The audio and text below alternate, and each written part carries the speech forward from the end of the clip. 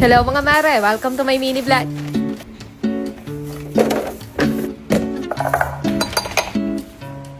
Magandang araw mga mare, eto na yung part 2 ng ref restock natin. Pero bago yan, magsasalang muna ako nitong pananghalian namin. Bale, sinaing na tambako lang menu natin for today. Naglagay lang ako dito sa palayok ng kamyas na tuyo at taba ng baboy. Then saka ako pinatas tong mga isda. Then, naglagay lang ulit ako sa ibabaw ng kamyas na tuyo at taba ng baboy. Then tinimplahan ko lang yan ng asin, suka, tubig, konting toyo, pampakulay. Eto din talagang sinaing na isda, yung isa sa mga madalas lutuing ulam dito sa Batangas mga mare. Simple lang din yan lutuin. Pakukuluan lang sa apoy hanggang sa lumambot na pati yung tinik ng isda. So ayun, at ganito ako mag-stock ng mga gulay sa ref. Binabalot ko lang muna yan lahat sa papel at natutunan ko lang din naman yung ganitong paraan sa mga comments nyo. Based na rin sa experience ko mga mare, ito talaga yung pinakamagandang way para hindi kagad mabulok yung mga stock nating gulay. And after ko yan mabalot sa papel lahat, sinusulatan ko lang din yan kung ano yung gulay na nasa loob para mas madali ko lang din sila mahanap kapag gagamitin ko na. Kaya ngayon, yung mga supot na pinaglagyan ng groceries or ng mga pinamili namin, tinatabi ko talaga yan lahat dahil gamit na gamit ko nga yan sa pagsastock ng mga gulay. And tinatalian ko lang din yan ng rubber band na galing din sa mga gulay para hindi bubuka yung mga supot.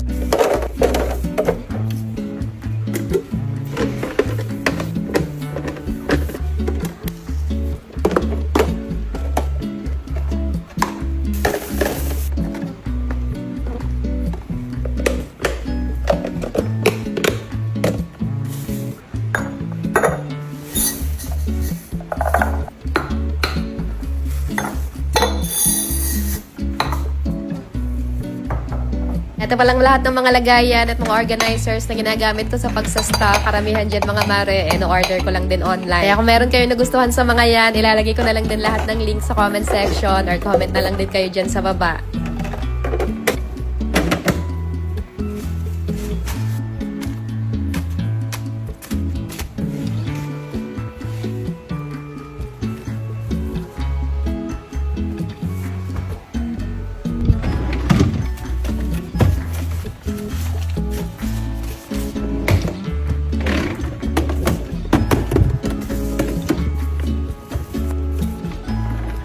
And disclaimer lang mga mare, hindi talaga ako expert sa mga ganitong pagsastock. Kaya kung meron man kayong nakikitang mali sa mga ginagawa ko, paki-comment nyo na lang din po dyan. Para syempre, malaman na rin ng iba pa nating mga kumare dyan, lalong-lalo na yung mga new moms pala. Alam nyo ba, medyo matrabaho din talaga yung ganitong pagre-restock at inaabot din talaga ako ng halos 2 oras bago ako matapos. Kaya bihira lang din talaga ako mag-content ng ganitong pagre-restock mga mare dahil mas napapatagal pa nga yan ng konti kapag ganitong binibidyoan ko pa. Ewan ko ba, bakit bubili ako ng ganyan kalaking ref? Ayan tuloy, hirap na hirap akong punuin. So ayan, at pagkatapos ko mag-restock, sakto, luto na rin yung ulam natin dito. Nagsapaw lang din ako ng talong dyan para may gulay pa rin naman tayo kahit paano. Nako, talaga namang napaparami ako ng kain mga mare kapag ganito yung ulam. Una na rin pala kumain ng kanin tong batang maliit kanina, kaya ayan, at pinag-slice ko na lang siya nitong pakwan.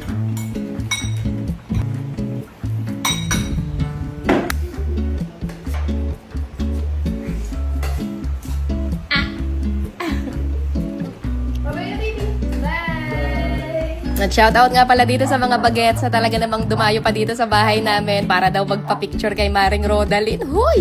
Pabata at matanda, talaga namang nanonood na rin ng mga vlog natin. Kaya maraming salamat sa supporta nyo. Then kinagabihan naman, bago ako matulog, at magtitimpla na lang din muna ako nitong iniinom ko na Shepo Apo Juice tsaka nitong Beauty White Capsule. Kailangan na rin kasi talaga natin magpa-beauty ngayon mga mare dahil nahihiya na rin talaga ako kapag meron mga nagpapa-picture tapos mukha tayong haggard at stressed. Sobrang nahihiyang talaga ako dito at in fairness, maganda rin yung naging result nito sa akin. Ang laki ng nabawas ng timbang ko ngayon tapos nakaka-glow na rin siya ng skin. Ito kasing Beauty White Capsule tsaka itong Shepo Apo Juice, pareho silang may ingredient na glutathione na nakakatulong magpalighten ng skin. And Garcinia Cambodia na appetite suppressant kaya nakakalas talaga siya ng craving. Kung gusto niya rin yan itry, ilalagay ko na lang din yung link niyan sa comment section. Shata, yun lang muna ulit ang aming mga simpleng kaganapan ngayong araw. See you again sa next vlog mga mare. Good night na muna. Tayo lang muna ulit for today.